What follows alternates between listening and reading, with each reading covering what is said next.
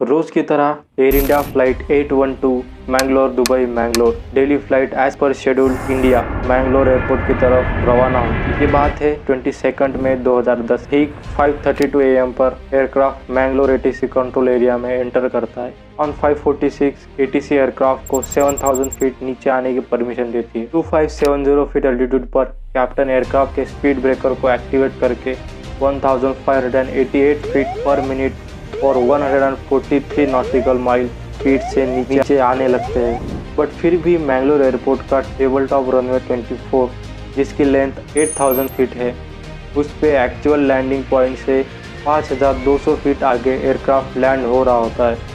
को पायलट और ground positioning warning system के बार बार वार्निंग के बाद भी कैप्टन एयरक्राफ्ट को बचे हुए सिर्फ 2800 फीट के रनवे पर एयरक्राफ्ट को लैंड करते हैं। Aircraft 2800 feet runway plus 60 metre strip और 90 मीटर रनवे एंड एरिया को क्रॉस करने के बाद भी नहीं रुकता और सीधा रनवे की दूसरी तरफ गहरी खाई में क्रैश हो जाता है। पूरे एयरपोर्ट पर खामोशी का माहौल सुनाई देती है तो बस एयरक्राफ्ट के टूटने की आवाज, चारों ओर आग और उस आग के बीच में 160 लोगों की तड़पने की चीखें जो कि धीरे धीरे बंद हो जाती है और 160 में से 152 लोगों की डेथ हो जाती है। उसके बाद दिखते हैं तो सिर्फ सवाल, आखिर गलती किसकी, क्या और कैसे हुई? क्या एयरक्राफ्ट में टेक्निकल एरर की वजह से कैप्टन की इतने ट्राई करने के बाद भी एयरक्राफ्ट नहीं रुका, या फिर गलती आखिर में पायलट की ही थी? ठीक डिपार्चर से पहले एयरक्राफ्ट इंजीनियर पायलट को CRS यानी certificate of release to service issue करते हैं एज अ प्रूफ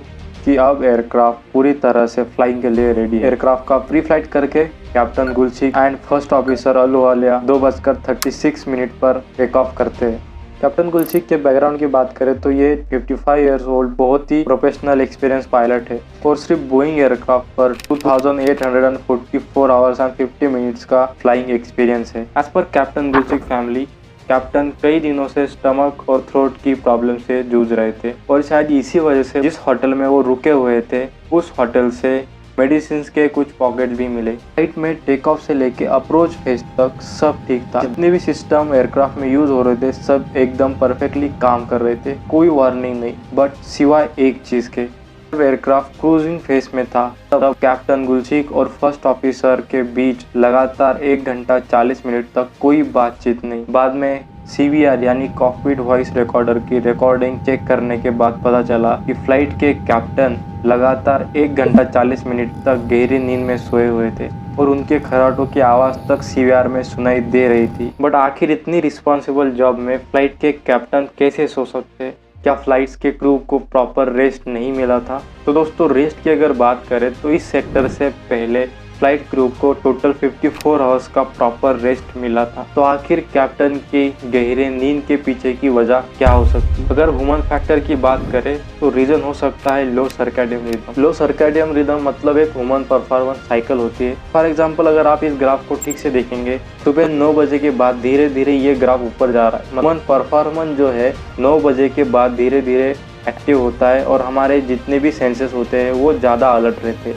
और 6 बजे के बाद धीरे धीरे हमारे बॉडी का टेम्परेचर कम होते जाता है और इसी वजह से हमको नींद भी आती है। और इस पूरे पीरियड में सुबह 4 से लेकर के 6 बजे तक का सबसे पीक आवर्स होता है। ह्यूमन बॉडी परफॉर्मेंस सबसे लो होता है। आप चाहे कितना भी जगने की कोशिश करो, इस आवर्स में अगर आपने दिन में प्रॉपर रेस्ट नहीं लिया है, इस आवर्स में आप 100% सो सकते हैं।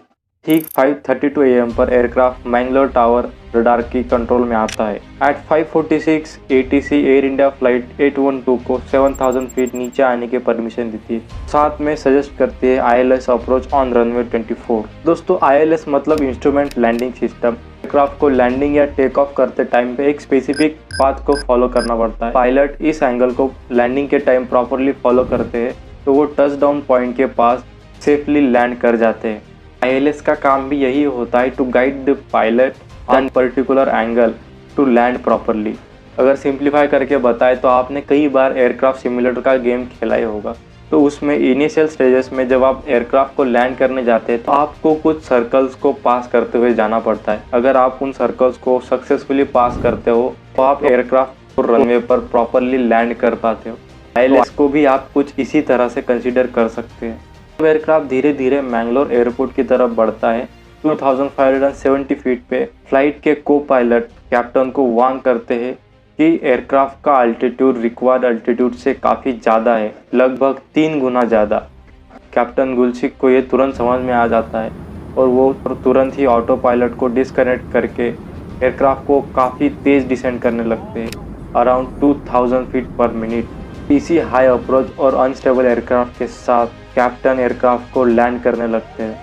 साइड से EGPWS की कई सारी वार्निंग्स और को पायलट की गो अराउंड की रिक्वेस्ट को नज़रअंदाज करके कैप्टन 8000 फीट के टेबल टॉप रनवे पर 5200 फीट आगे जाकर के एयरक्राफ्ट को लैंड करते हैं और लैंड करते ही auto brake and thrust reversal को एक्टिवेट करते हैं।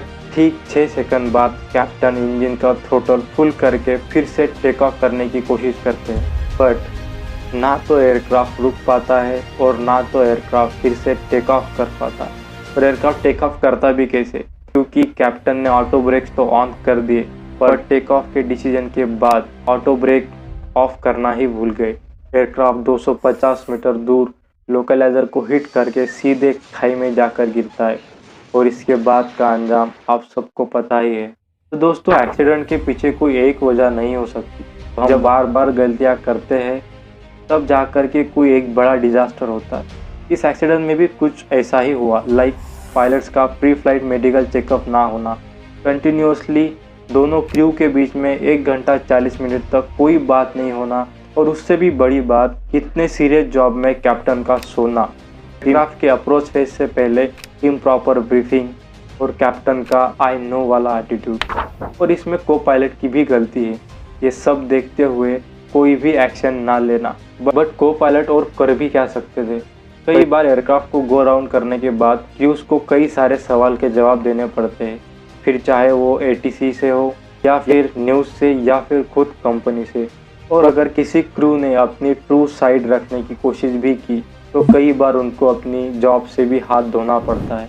So this is for it guys. अगर ये वीडियो आपको इन्फॉर्मेटिव लगा होगा तो प्लीज़ वीडियो को लाइक कर दीजिए, कमेंट सेक्शन में कमेंट कर दीजिए और ये वीडियो अपने दोस्तों के साथ शेयर कर दीजिए। अगर आपको एविएशन रिलेटेड ऐसे ही वीडियो पसंद है तो इस चैनल को सब्सक्राइब कर दीजिए, क्योंकि इस चैनल पर हम ऐसे ही एविएशन रिलेटेड वीडियोज़ पोस्ट करते हैं। फिर मिलेंगे नेक्स्ट वीडियो में, तब तक के लिए अपना ख्याल रखिए। Bye bye.